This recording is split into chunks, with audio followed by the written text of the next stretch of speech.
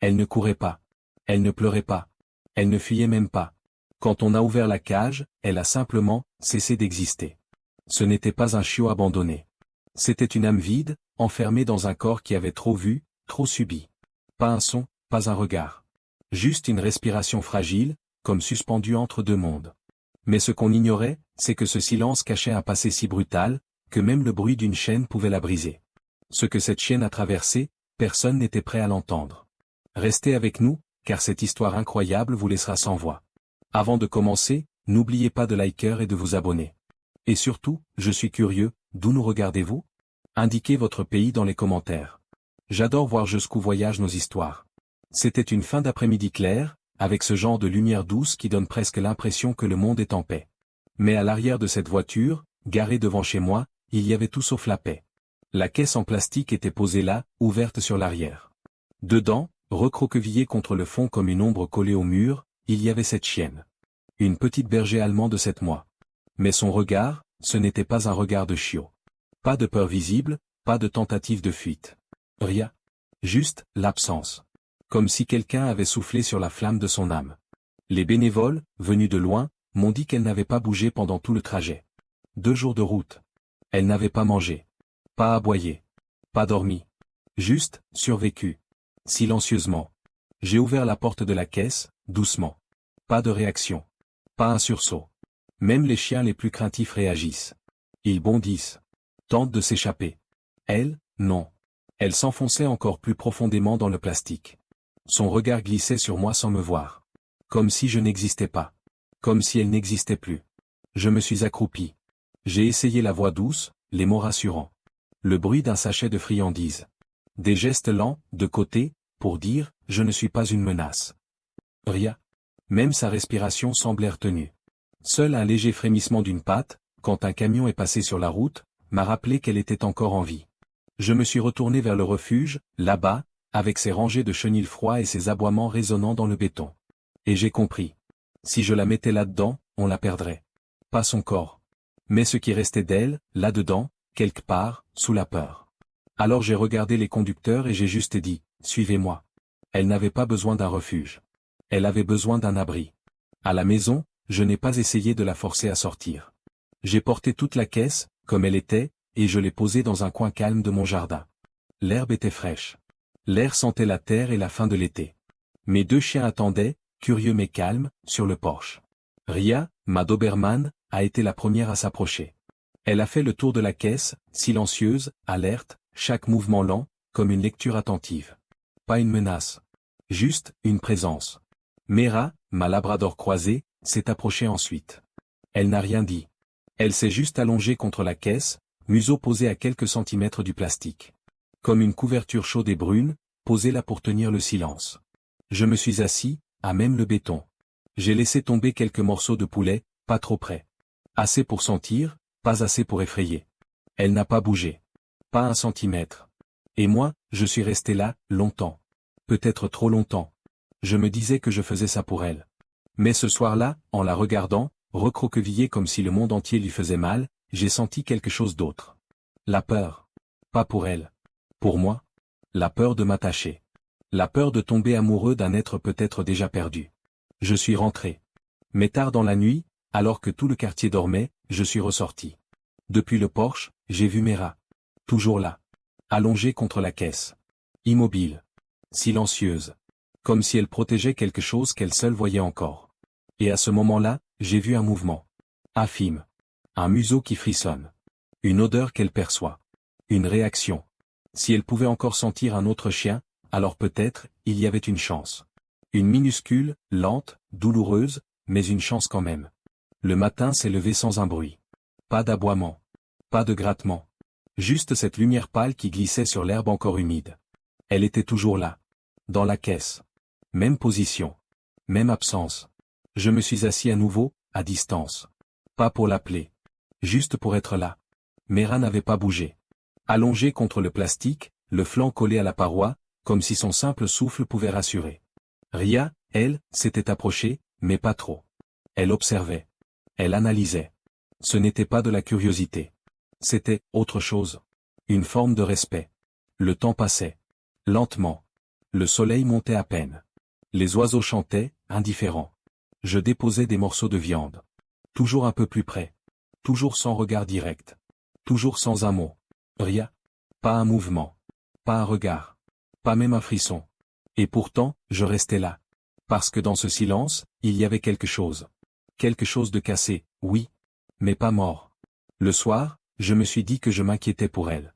Mais ce n'était pas tout à fait vrai. J'avais peur. Peur de moi-même. Peur de ce que je ressentais déjà. Je suis sorti une dernière fois, quand la rue s'est endormie. Le ciel était devenu noir. Les maisons éteintes. On aurait dit que tout le monde avait retenu son souffle. La caisse était là, dans l'ombre du jardin. Et Mera, toujours contre elle. La tête posée le long du plastique. Immobile. Fidèle. Ria était sur le perron. Droite, vigilante, comme si elle gardait les limites du monde. Je me suis avancé lentement. Et c'est là que je l'ai vue. Un mouvement. Minuscule. À peine perceptible. Le museau d'Élodie avait frissonné. Une seule fois. Juste une contraction. Mais c'était réel. C'était là. Et moi, j'ai senti mon cœur rater un battement. Ce n'était pas un miracle. Ce n'était pas un déclic. Mais c'était un début.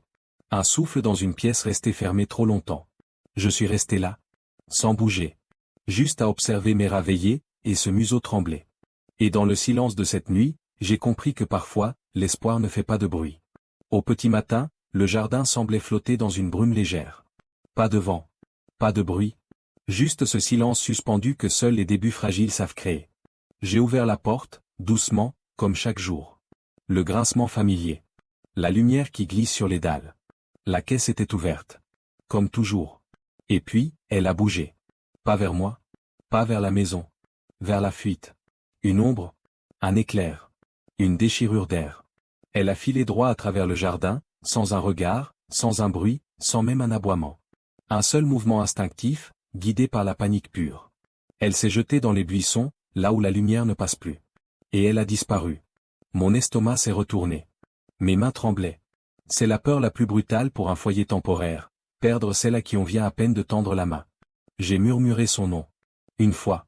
Doucement. Puis une autre, plus forte. Rien. Pas un souffle. Pas une brindille qui bouge. Alors j'ai traversé le jardin. J'ai écarté les branches, les ronces, les feuilles qui s'accrochaient à mes vêtements comme si elles voulaient me retenir. Et là, dans le creux d'un fouillis végétal, je l'ai vue. Ses yeux. Deux billes ternes, sans colère, sans plainte. Juste, lointaine. Presque désincarnée. Son corps était raide. Figé. Aucune réaction. Comme si elle s'était retirée d'elle-même. Comme si elle n'habitait plus son corps. Elle n'avait pas cherché à fuir plus loin. Elle s'était juste effacée. Je me suis mis à parler. Pas les mots qu'on dit aux chiots. Pas les voix douces et sucrées. Juste, la vérité. Je sais, petite. T'as pas choisi ça. C'est pas juste. Mais je suis là.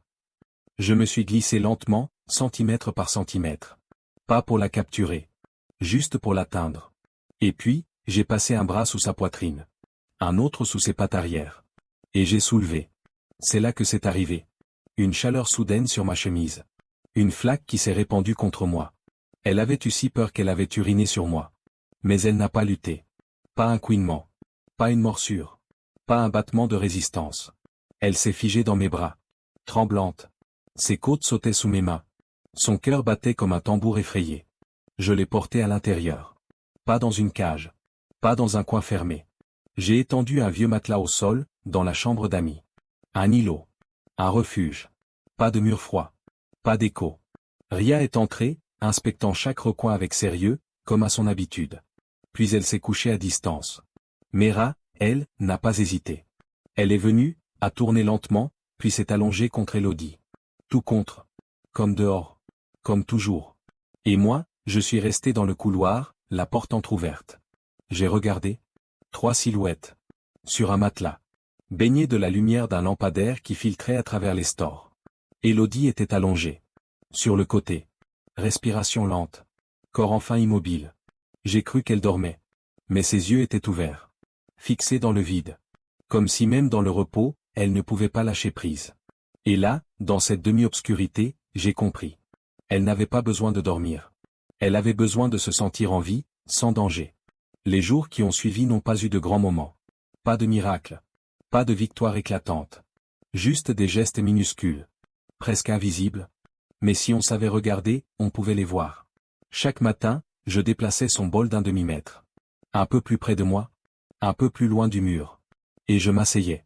Pas trop près. Pas trop longtemps. Sans rien dire. Elle ne quittait pas le coin du matelas. Elle ne me regardait pas. Du moins, pas quand je regardais. Mais parfois, quand je détournais les yeux, je sentais le sien.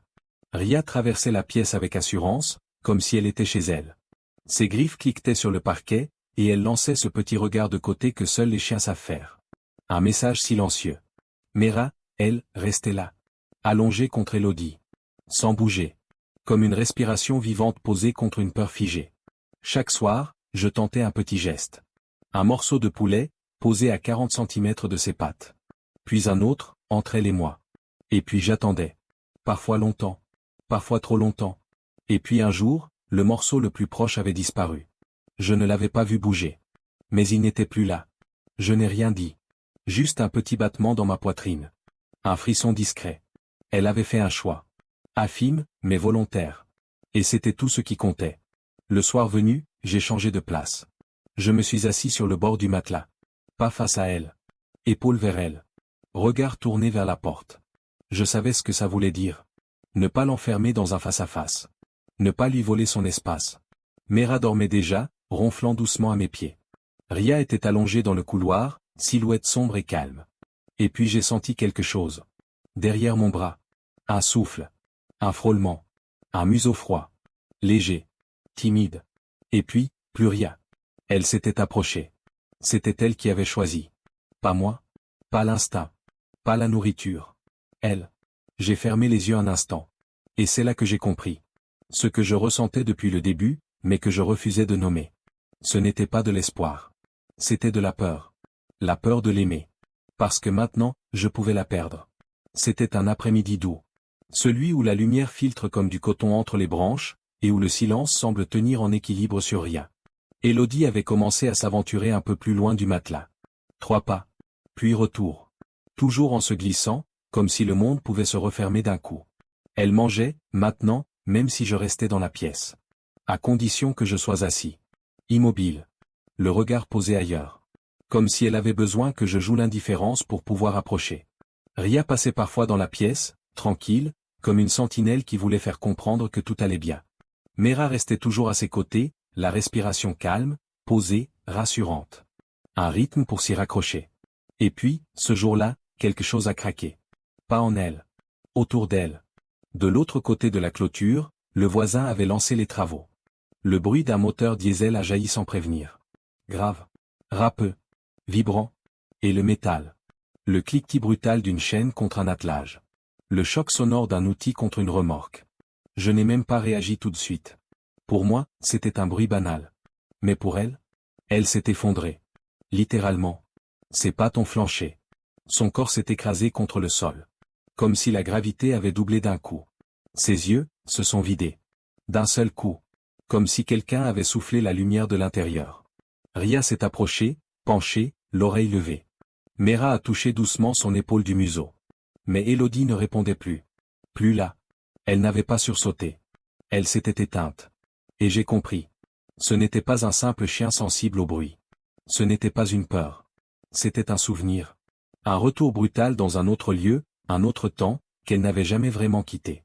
Je me suis retrouvé là, assis au sol, sans rien dire. Le moteur tournait encore, les chaînes frappaient l'acier. Et dans ma tête, une image. Peut-être fausse. Mais je n'avais pas besoin des détails. Je voyais le terrain. Les véhicules. La chaîne tendue. Et un chiot qui comprend très vite que bouger, c'est risqué. J'ai senti ma gorge se serrer. On dit souvent que les chiens vivent dans le présent. Que chaque jour est une page blanche. Mais pas elle. Elle ne vivait pas dans le présent. Elle survivait dans une boucle. Une boucle qui recommençait au moindre bruit.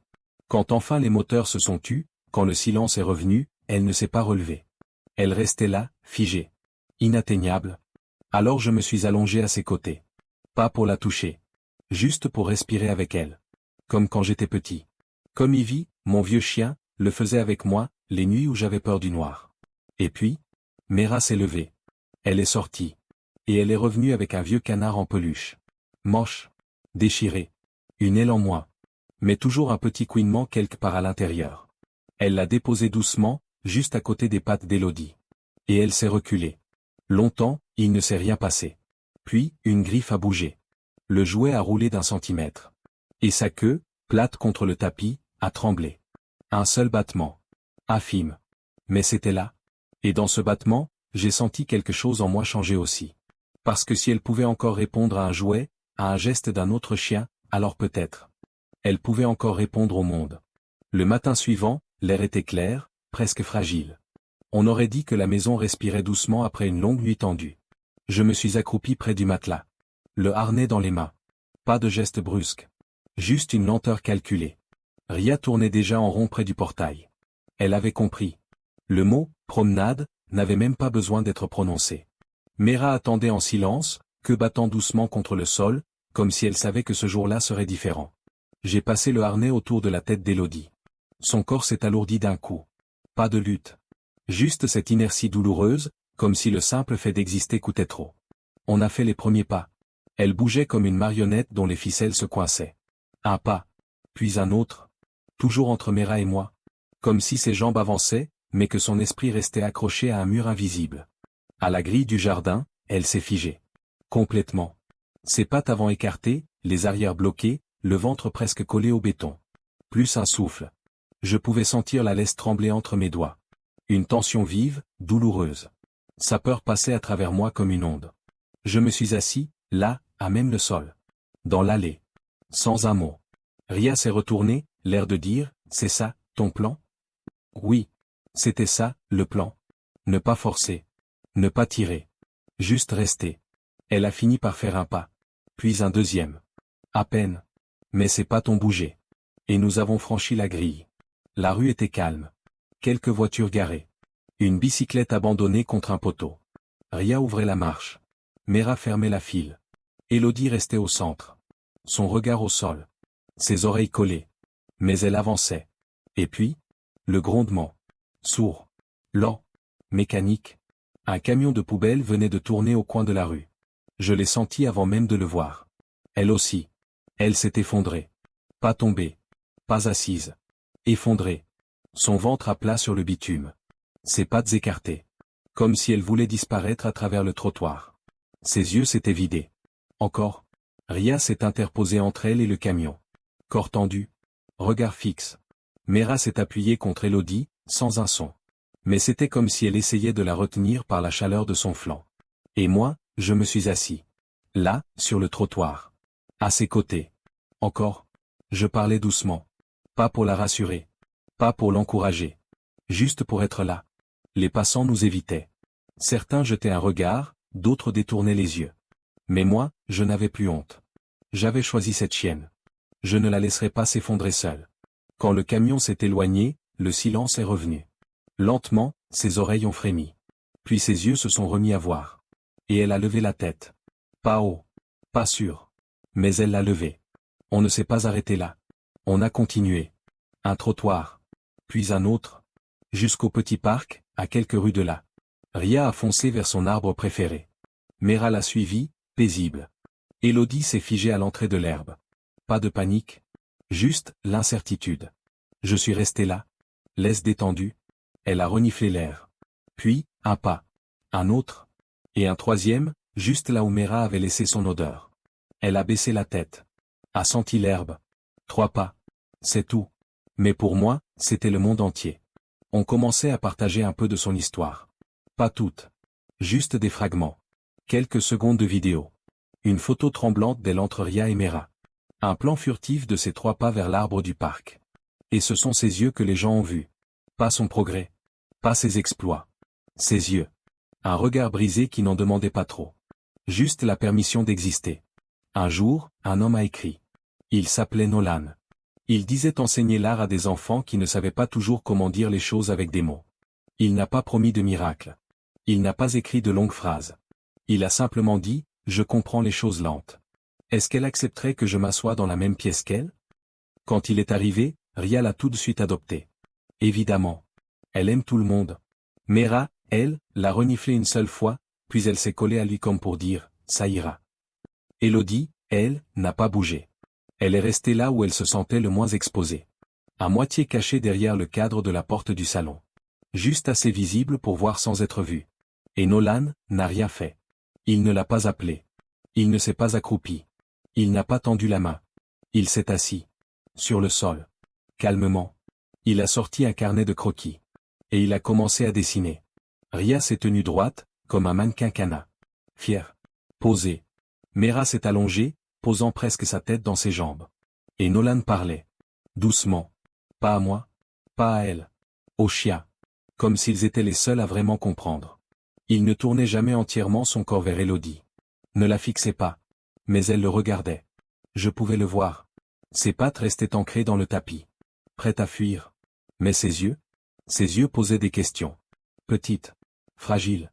Puis se fermaient à nouveau. Puis revenaient. Chaque trait de crayon sur le papier faisait frémir ses oreilles. Ils sont restés là, presque une heure. Un homme. 2 chiens sereins. Et une âme en ruine, au bord du seuil, essayant de décider si cette scène était sûre. Puis il s'est levé. Doucement.